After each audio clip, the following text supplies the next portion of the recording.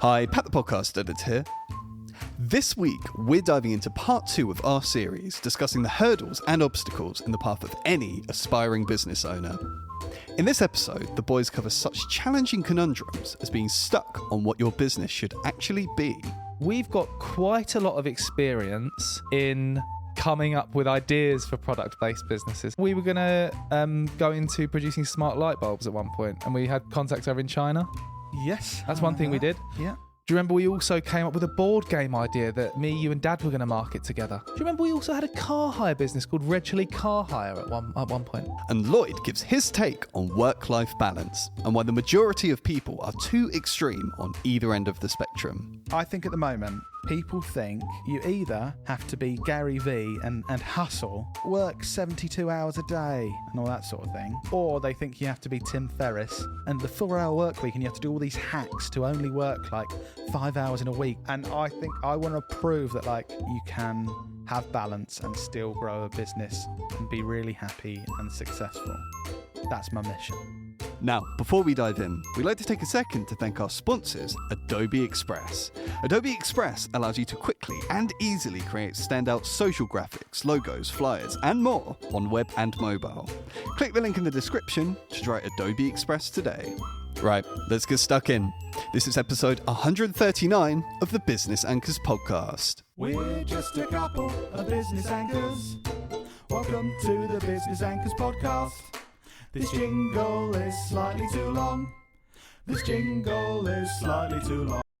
Dan, how do we start part 2 of an episode but still follow the same format that we do with a question at the start of it? Well, Lloyd, we're going to get into that. You've just done it with your intro. Thank you. That's all right. Do you know what? It's been a while. When the podcast started, we used to split all of them into 2 parts. Do you remember? I do remember that. And we haven't done that in probably over 100 episodes. Business Anchors listeners, if you were a listener when we used to have lots of 2-parters, send us a postcard. Thank you. So, continuing from last week's episode, we were talking about the biggest challenges. That's it. The biggest challenges found in. We did the first 5 in the first part. So now we're on to number 6. What is number 6, Lloyd? And then we'll dive into it. Number 6 is the best one yet. They're getting better and better. It's product development. Creating a product or service that meets the needs of the target market while staying within the budget and timeline can be challenging. So interestingly, although we are running a service-based business now, Lloyd, we've got quite a lot of experience in coming up with ideas for product-based businesses, haven't we? What do you mean? Well, no, do you not remember we were going to go into producing smart light bulbs at one point, and we had contacts over in China? Yes. That's one thing we did. Yeah. Do you remember we also came up with a board game idea that me, you and Dad were going to market together? Yeah, I remember that. Yeah. Do you remember we also had a car hire business called Red Chili Car Hire at one point? I do remember that. Yeah. So we have kind of got, and for each of those different things, we failed. We what? No, they did all fail. Oh, right. Yeah. But I feel like, going on those journeys has helped us in this kind of this point of like product development and thinking of ideas and things. So hopefully we've got some interesting things to share on this kind of segment. But I guess, how did we? I think the thing that we got wrong with some of those, reflecting on our mistakes, is we were coming at those ideas from what do we want to make? What do we want to produce and sell? And we were like, let's make a board game. It's like, why would we do that? Whereas I think with the experience we have now with this business that's actually a lot more successful, I think from my perspective, I would be starting with the person we're trying to sell to and what they would want and what they need, and where there's like a gap in their needs, and then work backwards to develop a product or service that meets their needs. Does that make sense to you? Is that what you would? I think focusing on one of those businesses that it wasn't even a business. We just started looking into it and then decided it wasn't going to be a business. But because Lloyd never finishes anything he starts, so we were looking. So in contact with China to develop these smart light bulbs, and we got a example of what the app could look like. And then I was kind of like, well, my Philips Hue bulbs, this is the app. I was like, this whole user interface, the products are far better, and this is far cheaper than we could produce with what we're working on. Do you remember when we got a prototype like sent over, and it was the shittest thing I've ever seen in my life, and it was like way worse product than Philips Hue. The app looked like something that like anyone could make that was just terrible, and we were like, why are we doing this? I think unfortunately, like, because Dad and a couple of other guys were involved in had this. contacts over in China, and Dad stuff. was quite excited by the whole thing, and I did feel bad because I think I was the one that kind of went like, "This doesn't make any sense. This is never going to work." Positives though, I think we put a lot of time into that. Some may see that as wasted time. I see it as learning lessons. Yeah, I think, and it's like you said, we realised there isn't an audience that this solves a problem for. You know, we're saying, like in the previous part, it's about having a business plan and making sure something's actually going to work. Like, it's like, oh, let's make smart bulbs. Do you think anyone's looking at smart bulbs and thinking, I need a shitter, more expensive version? Yeah. No, there wasn't anyone. Yeah. So let's not make that. So can I tell a quick funny story about Red Chili Car Hire? Yes. Sorry, did someone put salt in my coffee? I haven't done that. No? Okay, carry on. Have you guys done that? No, okay. Thought it might have been a prank. It's salty. Weird. Carry on, Dan. So, what a great experience for listeners. It wasn't salt up in there. Oh. So Red Chili Car Hire, we had basically, I worked for a car rental company and we thought we could use those skills and Lloyd's skills in whatever you had skills in. Thank you for being so clear on what I'm good at then. to come up with this business where we would learn and things. The trouble was that the idea of a car rental business is you really want to rent out the car as often as possible. And it was sort of you, Dad and I. The trouble was Dad really wasn't that keen to rent the cars to people because he wanted to keep them in good condition. Yeah, at the start of the business, Dad had a couple of Lloyd classic got cars. so frustrated. And we were like, right, so we'll start off with these cars that Dad already owns. He's part of this business with us. And then we'll invest in different cars once we get started.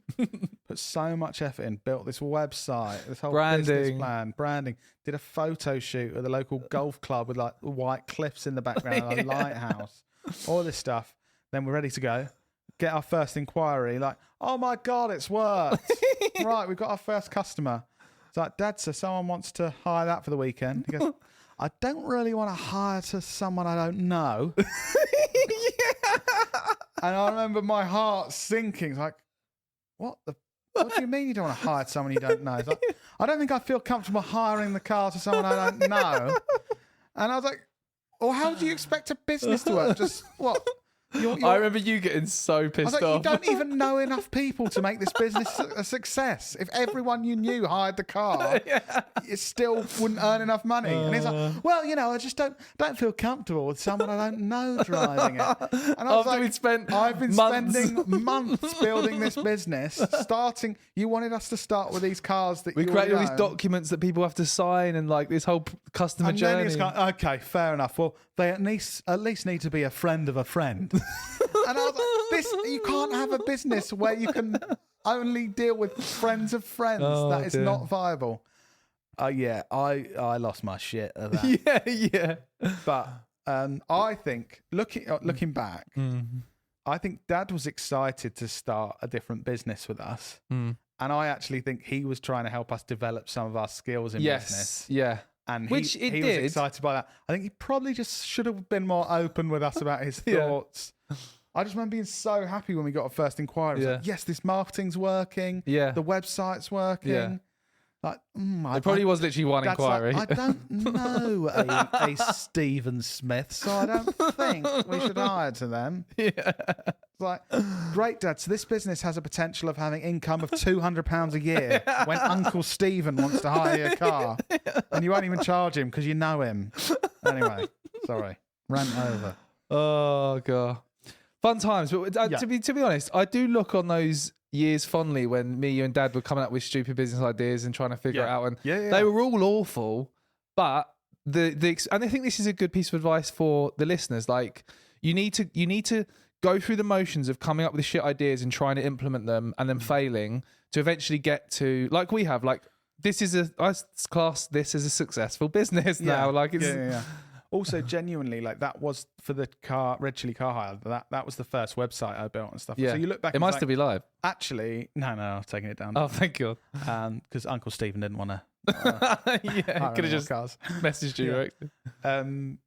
And that genuinely, like, that gave me lots of experience and learning, and things that I used in the future, and a lot of it did. I mean, that website, looking back at it, was revolutionary. It was really, really good. Imagine the first website someone's ever built for a business that was never going to have any customers. That's what it looked like. Oh, I remember us doing a brainstorming session of coming up with wacky names for a car company. Red Chili Car. Like, what the fuck? It's one of those, like, oh dear. Anywho, so that's our product development advice for you. So next one, Lloyd. Staying motivated and focused. The journey of entrepreneurship can be a roller coaster ride, and founders must stay motivated and focused on their goals to overcome obstacles and succeed. So I'd say, again, we talked a bit about your past, Lloyd, in the last episode. I'd say traditionally, you haven't been that focused and motivated about anything. But no, this is leading on to something good. Okay. But Didn't realise it was a roast. No, but I'd say now you're the most focused and motivated for this business for anything that I've ever seen. So this is teeing up my question to you. So what's changed? Why are you now not? Why are you now so motivated and focused for this? Like, I'm trying to teach the anchors some lessons. Just because I want to do it. Oh, okay. At school, it was like, oh, do this thing. You could do a really good job. And I didn't want to do that and didn't feel the need to impress anyone.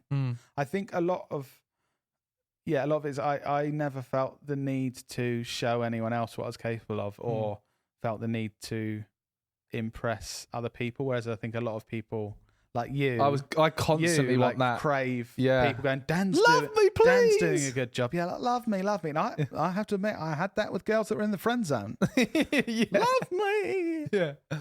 No, but I didn't feel the need to do that. And I think when I was getting older and actually like now I'm motivated to do something and obviously it's like, okay, now I've got a wife and I want to start a family and I wanted to make sure I could financially provide for them and I wanted to have a life of work that I would enjoy. And I think I realized it was like, this is the point where, okay, now this actually matters now. Yeah. So I'm going to do really well at it. Yeah. That's good. That's why. But I this whole staying motivated and focused, I do want to put it out there that for founders, something that hopefully you can relate to is I do think motivation and focus comes in waves and different times of your life. It's harder or easier to be motivated and focused. I think don't let that dishearten you. I certainly know that me and you have had months where we've been so motivated and focused and I feel like we're really on a high and doing everything the best we possibly could. And then on reflection, there's some months or periods of time where I think actually we weren't as focused as we should have been. Yeah. I think sometimes that's to do with other things going on in your life. You know, we've since starting the business, we both have had children and we've moved house and we've had different things going on. But I would say there's a lot of stuff on like Instagram and stuff for entrepreneurship and it makes it look like other business owners and founders are constantly motivated and everyone's waking up at 4 a.m. and meditating and writing a journal and then smashing their workout and absolutely loving it. We're doing that. And I've done it this morning. But I would say don't feel pressure like you have to feel hugely motivated every single day. We really enjoy what we do, but still not every day. We don't come in like, I'm going to have a lovely day. Yeah. I think you're exactly right. It's that roller coaster of ups and downs. But I think from looking back over the years, the times when it has been down or like things aren't going where we want them to and we actually meet and we're like, shit, things aren't where they need to be. And we really need to, like, those moments of feeling terrible, like in monthly management meetings where things, I've had it before, I'm reporting on, it's like, you're not hitting any of your targets. Most of what you're doing is a pile of shit. And then I'm like, No. no, but I have had that. And it's probably because I haven't been as focused. And then that kick up the arse, that's what I needed. And then we have a huge high because then we work really hard and change what we're doing and really focus on it. And then we do the best, or I like help us deliver the best revenue generating months that we've delivered. So I think it's that journey, isn't it? Yeah. And as founders of a business, it's like, it is a slog. There's times when you just have to put the work in. And I think something that's really helped me is sort of trying to think about gratitude and reflecting on things. And there was even the other day, I was coming in and I could feel myself thinking, oh God, I've got to write those scripts today. And then there's this really cheesy thing, you know, where people say, don't say I've got to, say I get to. I get to. But actually, if you switch it, I was like, I get to write these scripts. And then I thought, like, compared to what an absolute dream of a job. Yeah. I sat there and I wrote funny scripts. And I could literally see out the window someone on a scaffolding thing on a roof fitting a window, like in the nothing cold. against that. No, nothing against that. But I know that I wouldn't enjoy that as much as writing funny scripts. Like, Yeah. what a dream of a job. So I think actually when you reflect on it and think about that gratitude, it is like, oh yeah, this is really good and I'm fortunate to be able to do this. Yeah. And that helps me stay motivated and focused. And yeah. I think finding something, there's that classic thing of like, work on your passion, do a business around your passion. I think firstly, my first point on this is like, yes, as a founder, you have to put a significant amount of energy and brain power and time into the business to make it work. So ideally you want it to be something that you actually care about. You know, if we were just selling, I don't know, plastic gloves or something, which we wouldn't do, but like we wouldn't be coming to work every day thinking, oh, brilliant, you know, great with selling plastic gloves. But trying to find something that we actually enjoy. Like a huge thing that I enjoy as part of this business is us all creating content together as a team and doing this podcast and stuff. And it makes me actually want to come to work. But you can't just create, like, it needs to be commercially viable as well. I think you need to make sure that you're doing something that you're passionate about or you're enjoying, but it's also commercially viable and you can actually create a business around it. Otherwise, you know, if you just love eating peanut butter, you can't necessarily just create a business around it. I mean, you could, but There goes my business plan. Can I just point something out? We literally sold over £1 million of plastic gloves last year for a client. were they plastic gloves? They're safety gloves. They were safety gloves. What were they made of? Anyway, moving on to our next one, which is dealing with legal and regulatory issues. Complying with various laws and regulations can be a challenge for founders, especially when operating in highly regulated industries. Boring! Next one. Managing growth. Rapid growth can be exciting, but it can also be challenging to manage. Founders must navigate the challenges that come with scaling their businesses while maintaining quality and consistency. I think, again, looking back, we've made mistakes that have meant that we've grown too quickly and then basically made mistakes that have been negative for the business. So, like, when COVID happened and stuff, we got a lot of more business in and we had to hire loads of people, and I think we didn't have the processes set up that we needed to make that work as effectively as it should have. And it impacted us negatively. I think 1 month we lost like 30 grand because we hadn't built the processes to. So I guess, like, on reflection for me, when we were smaller, we probably should have really thought more about the processes so that as we've, and we are now, but as we've grown, we would have had those set in stone so that, I don't know, what do you think? Yeah, no, I agree. I think most people think about growth and think the problem is not enough growth. Which can be a problem for startup founders if you're especially if you're trying to raise capital, if you're doing that and you're going into investors and they're looking at your growth and saying, oh, yeah, you haven't grown. Yeah, Why haven't would we got any?" now invest in this?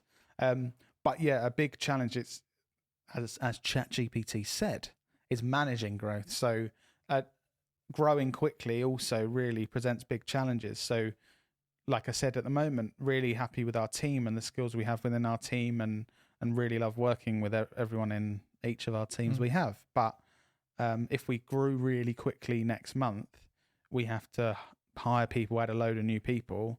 And if we don't have the time and brain space and resource to train those people, suddenly we've got a big challenge where we've got people that aren't delivering the quality that our customers are used to.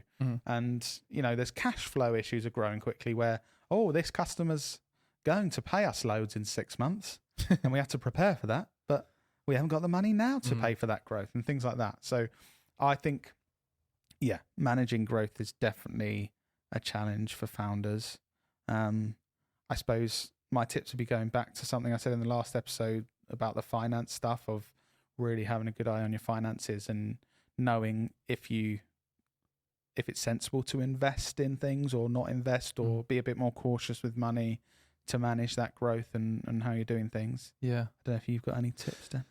I was just thinking about something before I've spoken to other agency owners talking about growth and growing your team. And what was that? There was a number of staff that you get to where it's like the peak amount of staff to make profit in things, and then you grow to, wasn't it like, I can't remember if it was like you get to 18 people, that's like the perfect point. 18 to 50, it's really tough, and then above that, it was something like that. Yeah, I think people do say, like between you have up to 15 people and it's making a good profit and it's all manageable, and then a lot of people find between like that 15 and 50 people, it becomes much harder, and then beyond that, the scale of it makes it easier again. I think something that's helped me with the process thing is that we've spoken a lot about this before, but the entrepreneur's operating system, having those solid processes of managing the different departments in your business and ensuring that people are responsible for reporting on a weekly basis how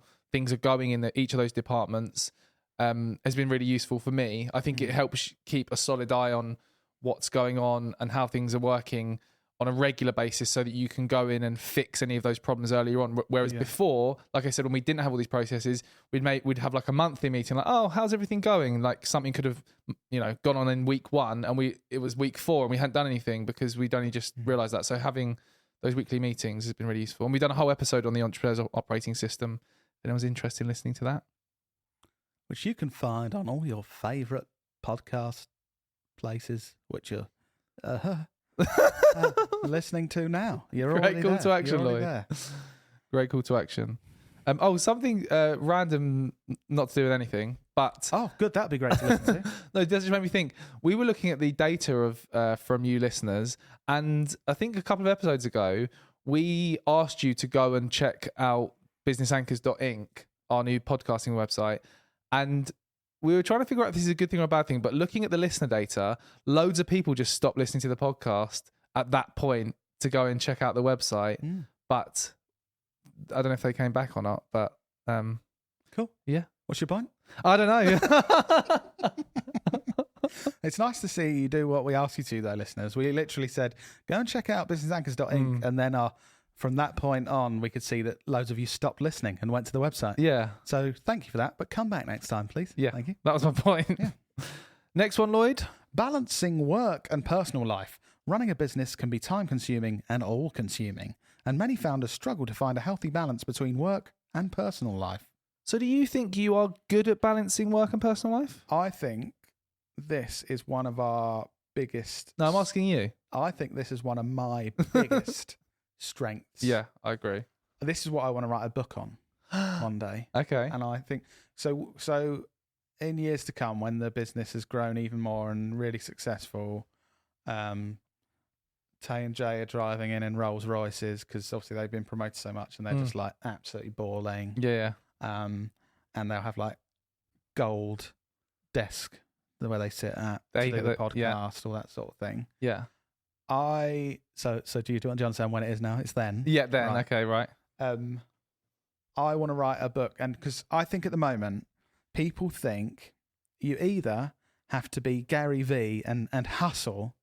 And you have to be like, work 72 hours a day and then you can grow a business and all that sort of thing. Or they think you have to be Tim Ferriss and the 4-hour work week and you have to do all these hacks to only work like 5 hours in a week, but you still earn 20 grand a day. Yeah, yeah. And I think I want to prove that, like, so me and my brother Dan, we actually worked a reasonable amount of time and had personal lives and saw our children and our partners and had fun outside of work, and we grew this successful business, and we're proof that you can have balance and still grow a business and be really happy and successful.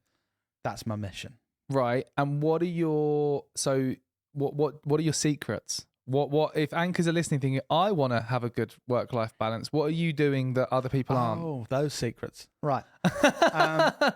So the other ones. I think what we're really good with is we try and focus on processes that make us as people, that's weird. I mean, me and you and our teams work efficiently rather than just work longer hours. So making sure that we're producing lots of value for our clients, but efficiently, so not needing to spend weekends and evenings all the time doing that. Using things like AI to help us do better jobs in less time. Using AI, which we've done a episode about recently. Go back, it'd be 2 or 3 episodes previously. Or, things like the entrepreneurial operating system that we use to structure our work with our teams, and we're going to use even more in the future. I think that's a big secret. And also, same point, just focusing on doing good work and high value work rather than more time working and having that focus with our employees and us. I think that's a big secret. Can I add one that I think you do really well? Yeah. Is focusing on really trying to push us all to improve what we're doing and not just think, oh, it's always been done like this, let's just do it like that. You're someone that in the business is constantly driving to think like, right, yes, we've always done it like this, and yes, that's worked, but is there a better way? Having someone to within your business to constantly be that person asking that question has helped us deliver better work in less time, because we've come up with better ways, because we actually just make it a focus, which sounds really simple, but actually thinking, how can I improve what I'm doing so I don't have to work till 8 p.m. tonight? And I think admittedly, it's annoying for people at times, because we're all doing good work, and I'm still saying, and I do this with you a lot, Dan. I know sometimes you do get annoyed. It is annoying, yeah. It's like you're doing a really good job, and you're sometimes quite proud of something. Yeah.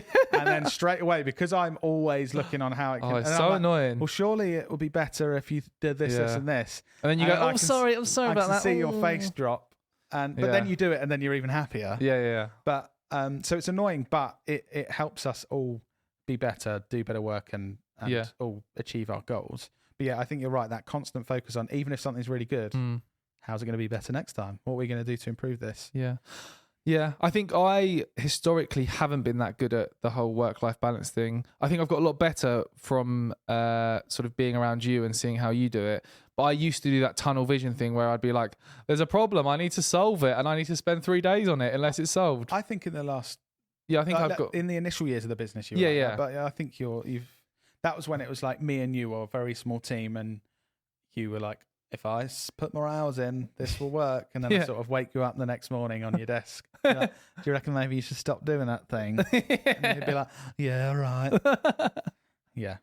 But there's a few things, but I really think stop listening to this thing of you have to work hard occasionally. And I'm not saying I've never done a long day or anything. Of course I have, but don't make that the norm. And also don't get into this thing. And don't get me wrong, I've read the 4-hour work week, and there's some really good tips in there and stuff, but don't kind of think if you just follow a load of hacks, you can work an hour and make 20 grand a year, 20 grand a day. Well, or a year. Devil's advocate. Yeah. I think when you're starting something new from scratch, I think it's beneficial to put more effort in and more, like, not just work 9 to 5. Yeah, potentially. Depends who you are. Yeah. Depends. I guess that's just, my... Yeah, possibly. But I want people to know that you don't have to do long that forever. term, That should never be the norm. Yeah. And shouldn't be something that you have to continue. Like, we've had clients that never go on holiday because they think that they're a business owner, so they can never do that. Like, Lloyd didn't wake up at 4 a.m. the other day to travel to London to work until like 9 p.m. He didn't do that. So I mean, I'm not work shy, mate. No, it was a sort of one-off thing. Yeah, and like I said, I think in the last and you didn't episode, go to somewhere over the weekend and work all weekend, not see you. This is a strange time. I was just about to say that. And our production team have genuinely been working long hours and worked over a couple of weekends recently. But what I'm saying is, the reason why we're like, I've got a question, that's you Lloyd. strange that's happened is because it's so unusual. Yeah. It's Now- not the norm. Yeah. And if it was, I think they'd be very tired. Oh, Tay's yawning as we speak. Okay. On that note, probably need to get some rest. Yeah, we hope you've enjoyed this 2-parter, which is a bit new for us. I guess if you think we should do more like this, then let us know. If you think we shouldn't, then let us know. And go and tell everyone about the Business Anchors podcast. Yeah. Right now, think of your favourite person with a name that begins with S. Go on WhatsApp and say, Stuart. You don't say WhatsApp, you type. Go. You never had a voice note, mate. Say, Stuart, I'll tell you what, you'd really enjoy the Business Anchors podcast. Something Something that I really like that I'm going to steal from My First Million podcast, and I keep going on about it. They do the gentleman's agreement. Have you heard them do that? No. Where they say to the listeners, this podcast actually isn't free. I know you think it's free, but it's not free. Part of listening to this, the gentleman's agreement or the woman's something, they say gentleman's, and a similar kind of thing. They say as payment for listening to this podcast that you think is free, you need to go to our whatever platform you're listening to this on and click subscribe. That's your payment for this podcast. So let's see if that works. I've got an idea, actually. Gentleman's agreement. I know you thought that this episode was free, but I've had this revolutionary idea. If you want to listen to this podcast, which you do because you already have, whatever you're listening on, just subscribe. And we're not going to let you listen to it until you've done this. Yeah. Even though this is the end. Gentlemen's and women, gentle ladies agreement. Okay. So thank you for that. Thanks for doing that. Pull over if you're driving. Safety first. On that note, Dan, do you think we should see you in your ears next week?